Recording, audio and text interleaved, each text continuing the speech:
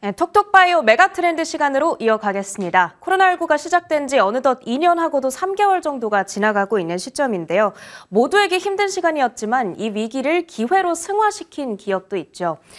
백신과 치료제를 개발해내면서 막대한 이익을 챙겨갔던 화이자가 대표적입니다. 그랬던 화이자의 주가가 현재는 고점을 찍고 조정을 받아가고 있는 상황인데 왜 이렇게 주가가 조정을 받아가고 있는 건지, 그리고 그동안 벌어들였던 돈으로 이제는 무엇을 준비하고 있는 건지 분석해 보도록 하겠습니다. 글로벌 제약을 집중적으로 분석하고 투자하는 케미컬 에너지 투자자문의 차홍선 대표, 강혜경 제약시장 고문, 그리고 조성기 기술고문님 나와 계십니다. 안녕하세요. 예, 안녕하십니까. 네, 오늘도 차홍선 대표님께 먼저 질문을 드려보겠습니다. 화이자의 주가가 작년 12월에 고점을 찍고 지금 쭉 내려오는 국면에 놓여 있더라고요. 예, 이걸 예. 단순히 팬데믹이라는 재료가 소멸됐다라고 보는 게 맞을지, 이렇게 주가가 계속 빠지는 이유가 뭔지 궁금하고요. 그리고 그동안 벌어들였던 엄청난 돈으로 이제 뭘 준비하고 있는 건지도 여쭤보겠습니다. 예, 우리 앵커님께서 뭐 말씀도 다 하고 답도 다 하셨는데, 네. 그 파이자를 이야기할 때 어떻게 이야기하느냐면은 첫 번째, 벌어들이고 있는 현금 대비 저평가되어 있는 회사다, 이렇게 해요. 두 번째, 코로나19 바이러스가 터졌을 때 정말 기다렸다는 듯이 백신과 치료제를 개발한 회사. 그리고 지금 돈 많이 벌고 있죠. 작년하고 올해 같은 경우가 토탈 합치면은 그러니까 단기 순이익이 70조 원씩 봅니다.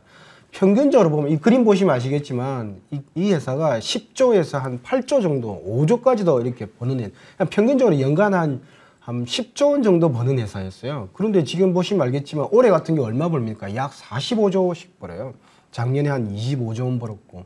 그래서 막 이렇게 4배씩 급등했는데, 또 파이자를 정의할 때 뭐라 그러냐면은 이렇게 PER이 6배밖에 안 되는 참 저평가된 회사다, 이렇게 평가를 해요. 그래서 과거에 찬란했다, 이렇게 보고 있고. 그런데 10조 떨어지면서 약간 잊혀졌는 미국 최고의 제약회사인데, 이게 코로나를 통해서 완전히 이렇게 제약 쪽에서 황제의 자리로 다시 이렇게 원래 자기 자리에 돌아왔던 파이자다, 이렇게 보시면 될 것 같아요.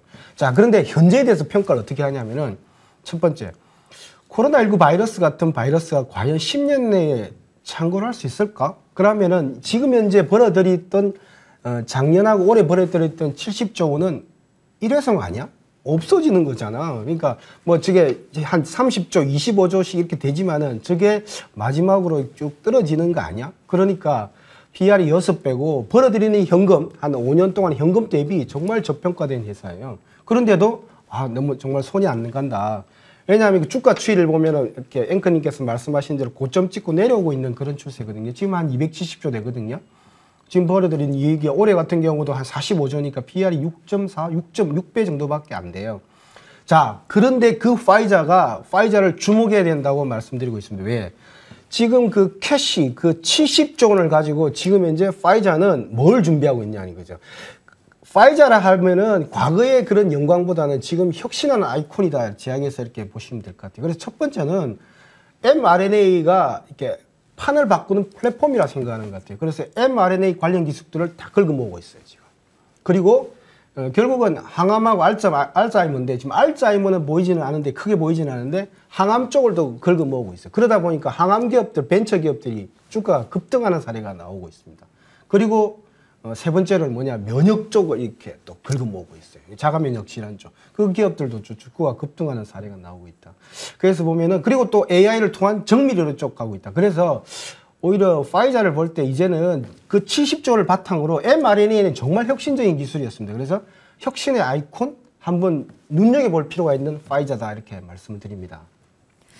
자, 그러면 항암과 면역 AI 쪽으로 좀 투자를 이어가고 있다는 것이 핵심이 될 것 같은데, 좀 구체적으로 어떤 것들을 매입하고 있는 건지, 뭐 기술이 될 수도 있겠고요, 후보 약물이 될 수도 있겠고요, 어떤 것들이 매입하고 있는 건지, 그리고 이런 것들이 코로나19 백신만큼 대박을 터뜨릴 수 있을지가 또 관건이 되겠죠.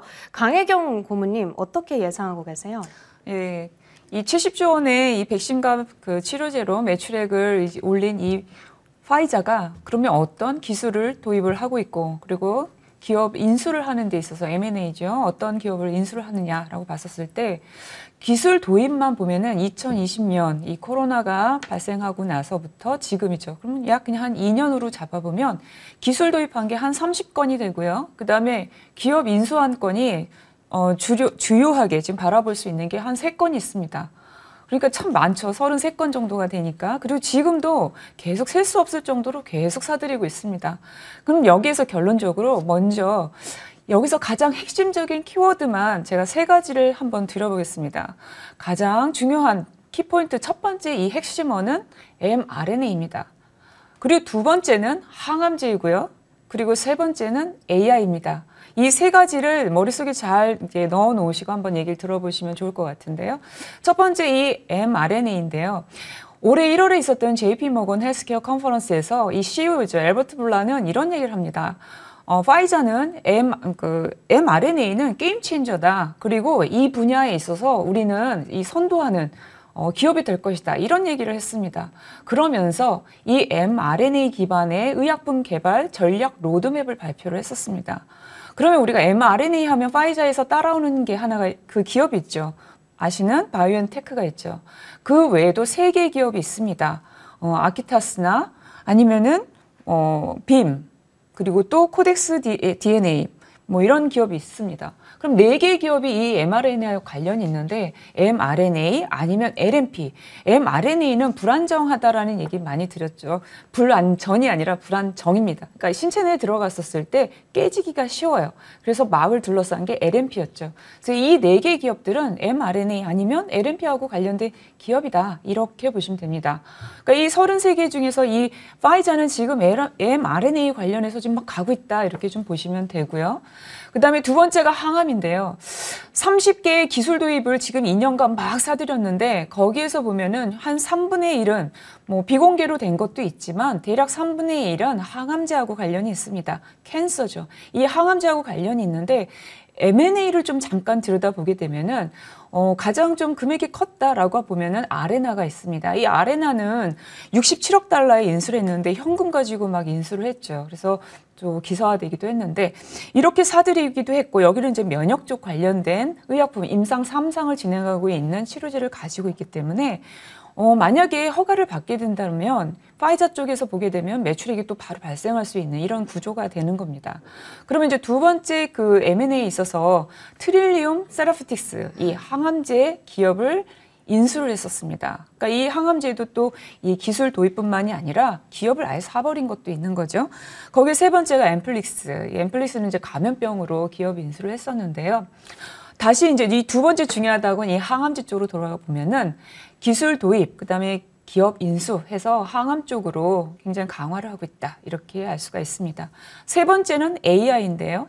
AI는 제약 쪽 바이오에 있어서는 약물 후보군을 찾는 데 있어서 이 플랫폼으로 많이 사용을 합니다. 근데 최근에 더 많이 이제 이게 강화가 되고 있고 예전에 연구자들이 일일이 찾던 이런 작업들이 시간이 굉장히 많이 단축이 되는 거죠. 그래서 그러면 파이자가 지금 가지고 있는 전체 연구 파이프라인은 몇 개야 했을 땐 89개가 됩니다. 약 90개죠. 그러니까 이 대부분의 이 89개 중에는 30%는 항암이 가져가고 있다. 이렇게 좀 정리해 볼 수가 있습니다. 화이자가 인수한 기업들 그리고 각 기업들과 함께 따라온 이 핵심 기술들에 대해서 설명을 해주셨고요. 마지막으로 그럼 이 기술들에 대한 조금 더 심층적인 이야기를 나눠보도록 할게요. 조성기 기술 고문님, 이 기술적인 측면에서 봤을 때 화이자는 이런 것들을 인수함으로써 어떤 것들을 얻고 있는 건가요? 예, 아마 가장 눈에 띄는 것은 AI를 응용하는 기술인 것 같습니다. 그러니까 좀 기술적인 부분을 설명드리면 AI를 베이스로 해가지고 유전자 분석하고 질병하고 증상 이런 것들을 데이터를 연결을 시킵니다. 그러면 이제 그 플랫폼을 중심으로 해서 환자별로 그 맞춤 정밀 의료 기술을 만들 수가 있죠. 환자의 특성에 따라서 그런 부분하고 또 하나는 그 플랫폼을 베이스로 해서 각 질환에 맞는 그 신약 개발을 할 수 있는 기술을 만들 수가 있죠. 그런 부분에 집중을 많이 하는 것 같고요.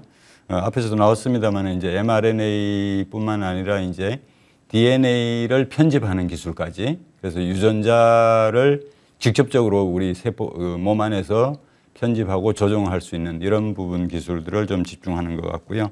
항암 부분에서는 특히 이제 앞에서 나왔습니다만은 면역 감문 억제제라든지 또는 이제 또 하나는 이제 면역 염증 부분에서 자가 면역 부분을 하는 부분들 그런 부분들을 많이 보충하고 있는 확충하고 있는 것으로 보입니다.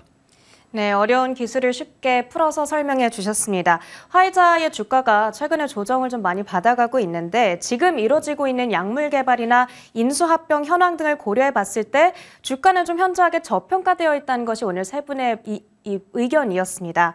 과연 최근 이뤄지고 있는 투자를 통해 다시 한번 반등할 수 있을지 기대감을 갖고 지켜보도록 하죠.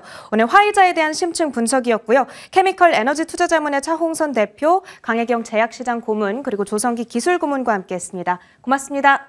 감사합니다.